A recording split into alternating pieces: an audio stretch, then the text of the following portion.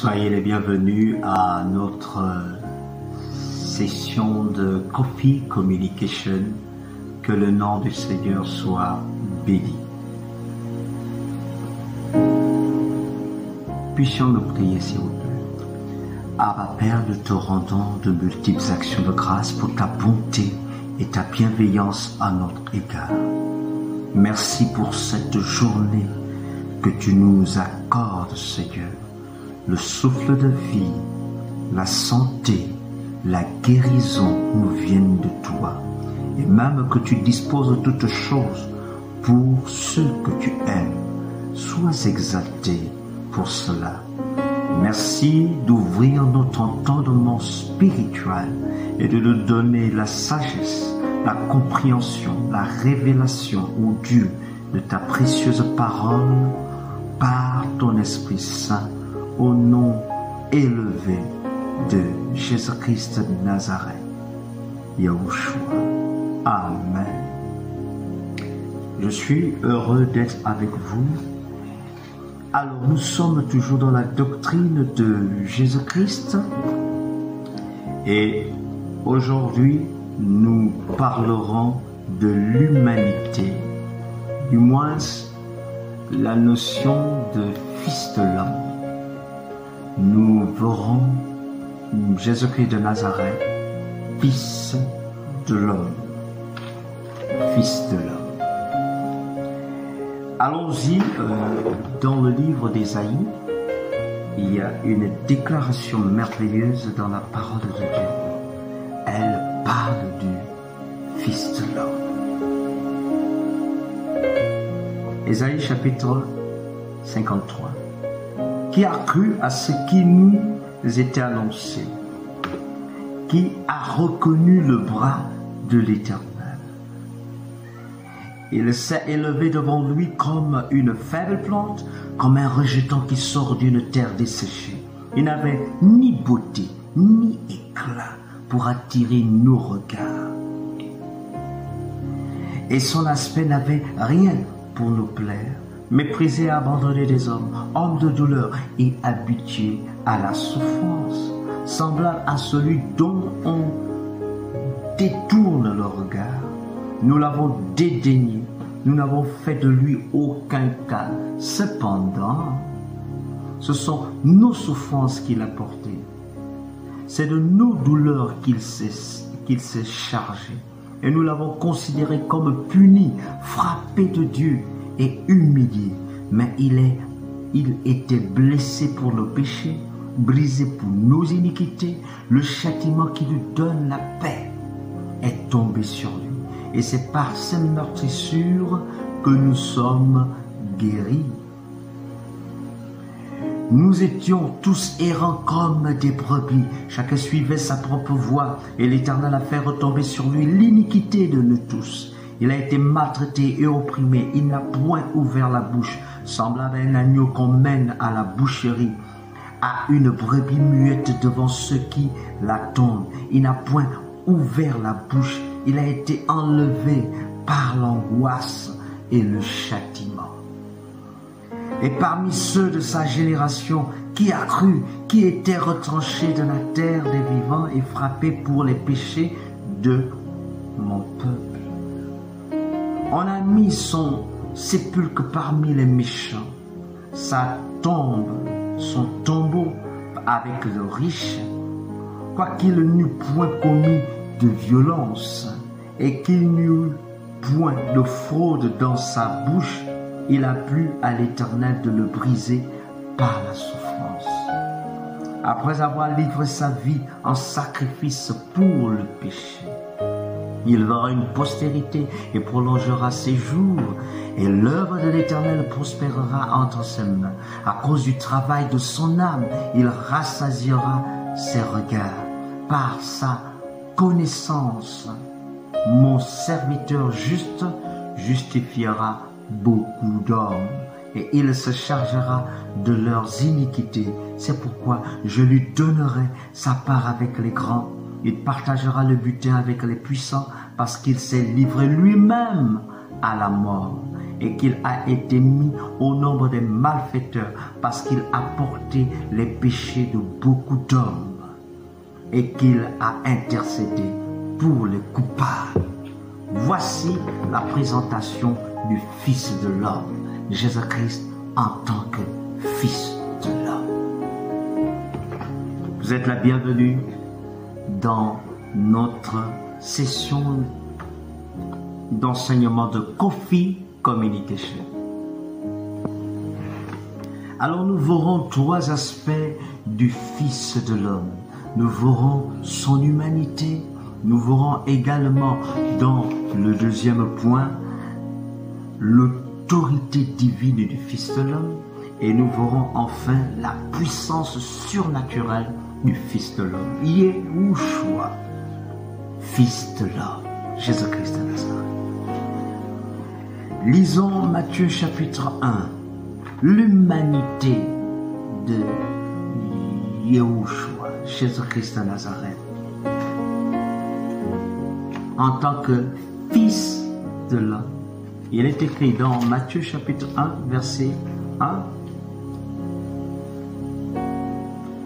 On l'a présenté comme étant fils de David pour présenter son humanité. Généalogie de Jésus-Christ, fils de David, fils d'Abraham. Voilà. On commence avec fils de David, fils d'Abraham, pour présenter son humanité. Que Jésus-Christ de Nazareth est 100% homme également. Il est 100% Dieu, il est 100% homme également. Et quand on va, parlant de sa naissance, toujours dans le chapitre 1, le verset 25, mais il ne l'a connu point jusqu'à ce qu'elle eût enfanté un fils auquel il donna le nom de Jésus. Ça veut dire Joseph n'avait pas connu Marie, sa fiancée, jusqu'à ce que Jésus-Christ de Nazareth naisse, le Fils de Dieu.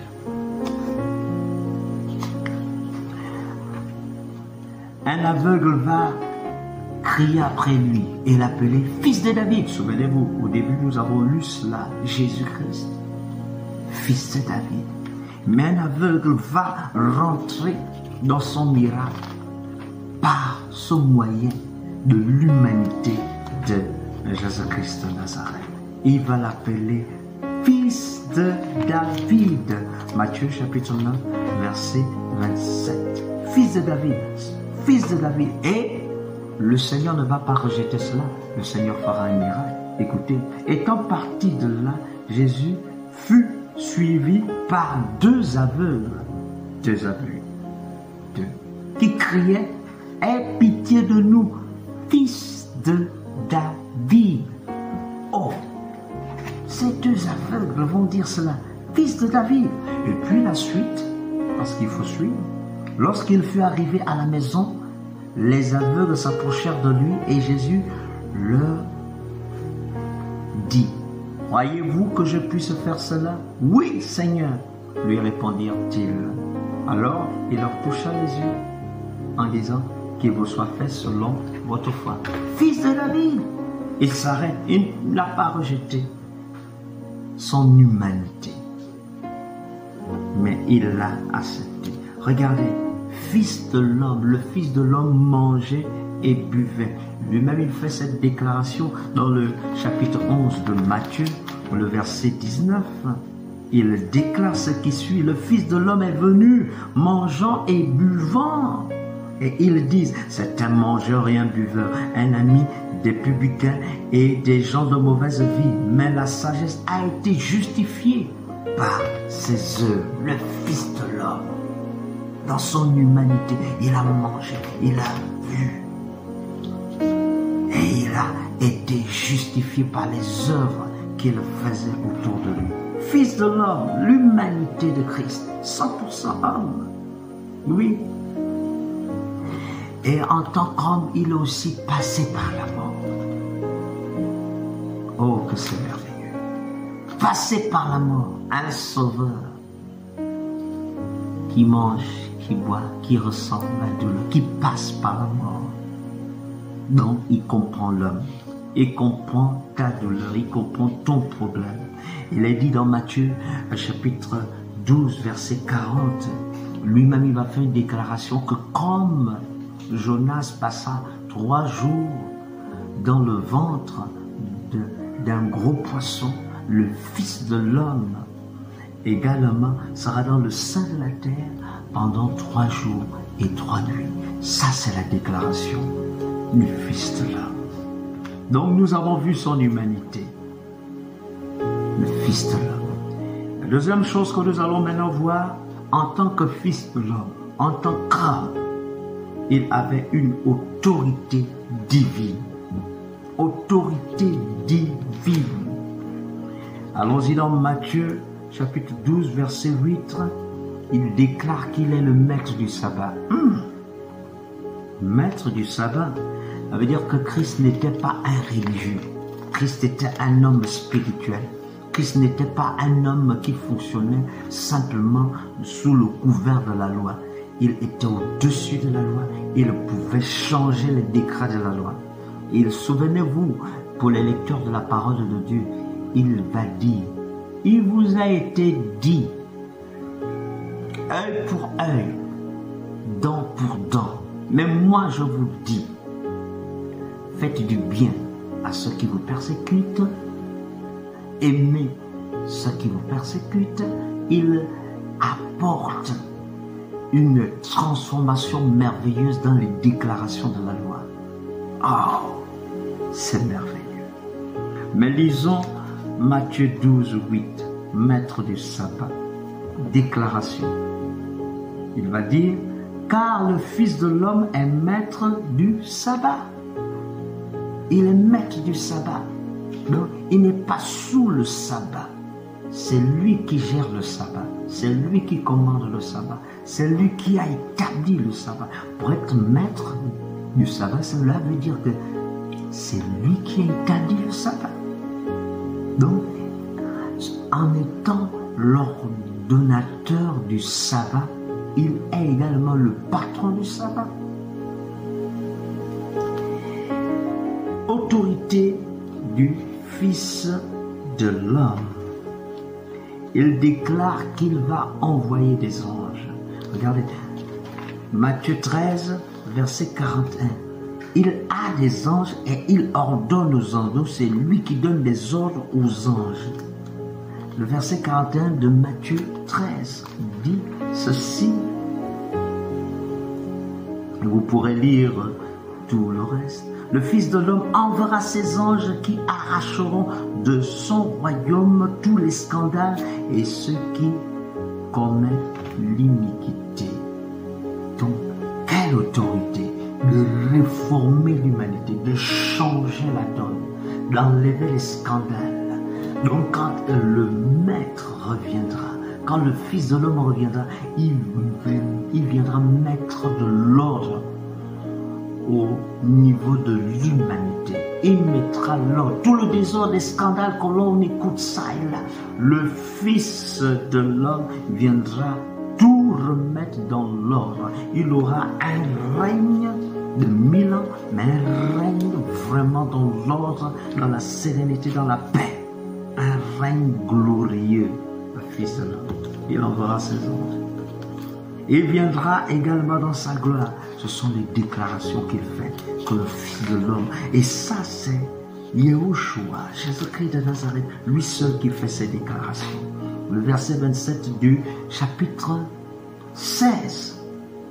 Car le Fils de l'homme doit venir dans la gloire de son Père. Le Fils de l'homme doit venir dans la gloire de son Père. Oh, avec ses anges.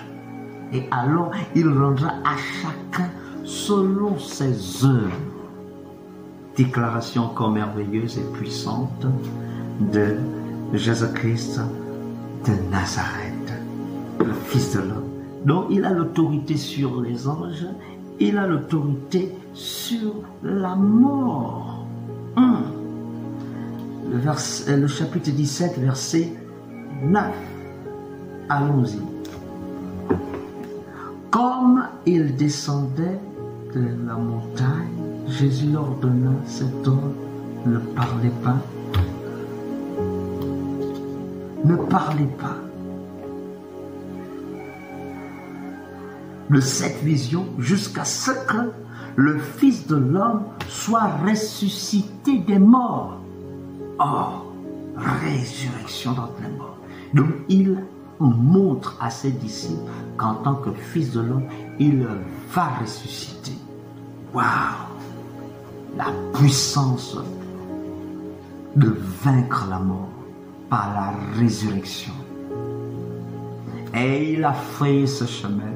C'est pour cela, toi et moi, tous ceux qui croient au Fils de Dieu, au Fils de l'homme, vont ressusciter comme le Fils de l'homme est ressuscité. Le Fils de l'homme est passé par la mort, mais il est ressuscité le troisième jour. Oui, les enfants de Dieu peuvent passer par la mort, mais il y a l'espérance pour toi et moi qui avons mis notre foi en Jésus-Christ de Nazareth, le Seigneur des Seigneurs, le Fils de l'homme.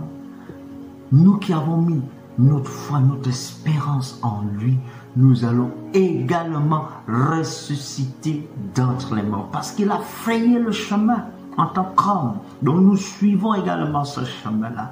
S'il a eu un corps glorieux, nous aurons également un corps glorieux.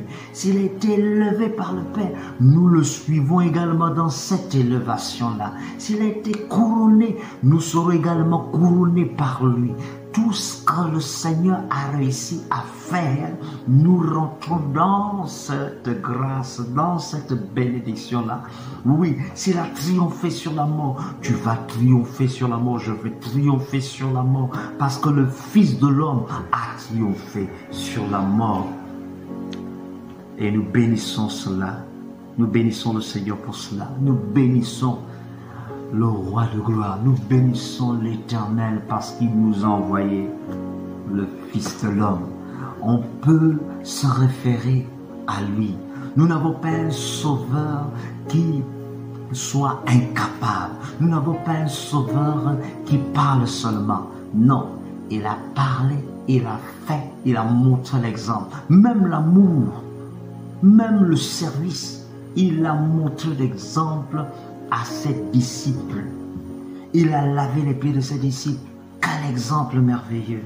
Oh, merci Seigneur. Alors qu'il a l'autorité divine, mais il a les pieds des disciples. Il est ressuscité des morts. Et nous le croyons. Et il va parler de son règne. Matthieu 19, verset 28, assis sur son trône. Matthieu 19, verset 28. Il est dit, Jésus leur répondit, je vous le dis en vérité, quand le Fils de l'homme, au renouvellement de toutes choses, sera assis sur le trône de sa gloire, vous qui m'avez suivi, vous serez de même assis sur 12 trônes et vous jugerez les 12 tribus d'Israël. Waouh! Au renouvellement, il sera assis sur le trône de sa gloire. Et l'autre dernier passage parle de l'avènement, le retour du Fils de Dieu. Et là, on trouve ce passage merveilleux dans Matthieu chapitre 24, à partir du verset 27 jusqu'au verset 44. Matthieu chapitre 24, à partir du verset 27 jusqu'au verset 44, l'avènement du Fils de l'homme, le retour triomphal du Fils de l'homme. Et là, nous venons de voir l'autorité divine qui se trouve dans le Fils de l'homme. Et le troisième point de cette session d'enseignement, c'est la puissance surnaturelle du Fils de l'homme. La puissance surnaturelle du Fils de l'homme. Et là, nous allons dans Matthieu, parce que Matthieu parle de l'humanité du Seigneur.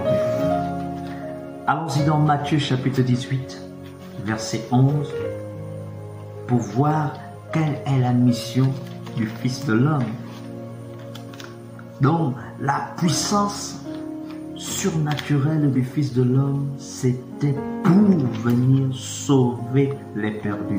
Il y a des gens qui sont puissants, mais ils viennent pour détruire les autres, ils viennent pour casser les autres, ils viennent pour dominer les autres, ils viennent pour ruiner les autres, ils viennent pour être juste les patrons, mais qui ne tiennent pas compte du besoin des plus faibles.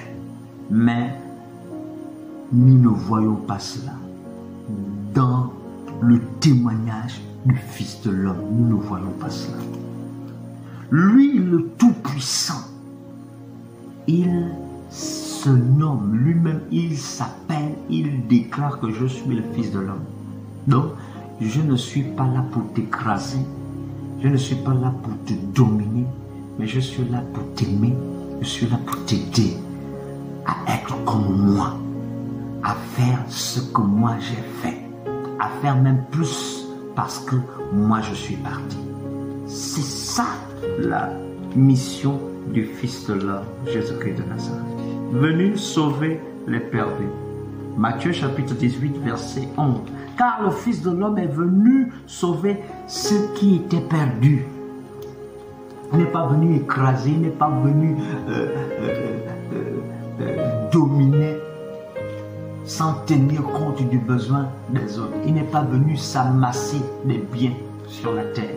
Il est venu donner. Il est venu aider. Les perdus. Le perdu, c'est pas le pauvre. C'est pas le pauvre financièrement. Le perdu peut être le riche financièrement comme le pauvre financièrement. Voilà le perdu. Le perdu, c'est celui qui ne connaît pas Jésus-Christ de Nazareth, qui ne connaît pas le Fils de l'homme, qui peut lui donner la vie éternelle. Celui qui croit au Fils a la vie, celui qui n'a pas le Fils n'a pas la vie. Donc, voilà, sa puissance c'était pour sauver. Il est venu donner sa vie pour le salut de l'humanité. Selon Matthieu chapitre 20, verset 28, il est venu donner sa vie. Il a eu la puissance de donner afin que toi et moi, nous puissions être sauvés. Donc s'il ne donnait pas, personne ne devait être sauvé. Mais aucun homme, aucune femme, aucun être humain, aucun animal ne peut donner sa vie pour que l'autre ait la vie en retour. Le seul qui l'a fait dans toute l'histoire de l'humanité, c'est Jésus-Christ de Nazareth, Yahushua, le Saint-Fils de Dieu, qui a donné sa vie pour que l'autre ait la vie et pour que l'autre entre dans l'éternité. C'est lui, le Fils de l'homme. Oh Seigneur, merci. Merci de nous avoir donné le Fils de l'homme. Je sers un Dieu qui me comprend. Il est venu toucher les yeux des aveugles. Nous avons déjà lu ce passage dans la dernière session. Matthieu chapitre 20, verset 30 à 34. Il a touché les yeux des aveugles qui ont recouvert la vue. Puissance surnaturelle. Les aveugles sont venus à lui avec le besoin. Il a touché leurs yeux et ils ont recouvert la vue. Miracle extraordinaire. Qui fait cela? Le Fils de l'homme. C'est pour cela qu'il donne également le même pouvoir à ses serviteurs d'opérer les miracles et les prodiges par l'action du Saint-Esprit. Il a marché sur les eaux. Matthieu chapitre 14, versets 22 à 23. Il a marché. Les disciples l'ont vu marcher sur les eaux. Ils ont eu peur. Ils ont cru que c'était un fantôme, un revenant, un esprit. Ils ont tremblé. Mais le maître les a rassurés. Il a dit, c'est moi. Et Pierre, plein de courage, a osé dire, si c'est toi, ordonne que je vienne à toi. Et le maître va lui dire, viens. Le pouvoir de marcher sur les eaux et le pouvoir de faire marcher un autre être humain sur les eaux. Waouh, le Fils de l'homme, quelle puissance surnaturelle. Il lui-même marche sur les eaux et il donne la capacité à Pierre de marcher sur les eaux comme lui-même pour lui montrer que c'est moi le maître. La puissance surnaturelle qui maîtrise les éléments, qui maîtrise la nature. Et souvenez-vous, pour les lectures de la parole de Dieu, il pouvait dire même à la tempête, fais silence. Waouh, à toi la gloire. Et il a fait de nombreuses guérisons. Il a multiplié même les pains. Et nous le voyons dans Matthieu chapitre 15, verset 29 à 39. Il a guéri des malades, beaucoup de malades sont venus à lui. Il les a guéris. Il a multiplié les pains parce qu'il y avait un besoin. Ils étaient dans le désert. Il fallait nourrir ces foules. Ils en avaient besoin.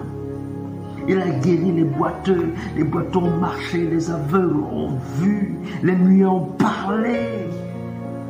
Oh, merci Seigneur pour ta puissance surnaturelle.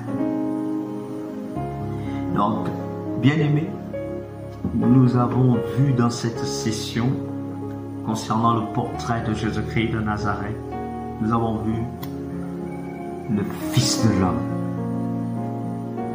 Fils de l'homme par son humanité, Fils de l'homme par son autorité divine.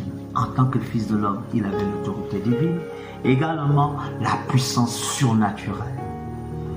Maintenant, il s'en est allé, mais il est toujours là, présent en esprit. Il a donné maintenant le relais à l'homme qui croit.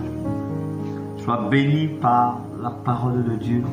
À nous revoir prochainement pour Coffee Communication. Que le Seigneur te bénisse dans la paix et dans la joie. Amen.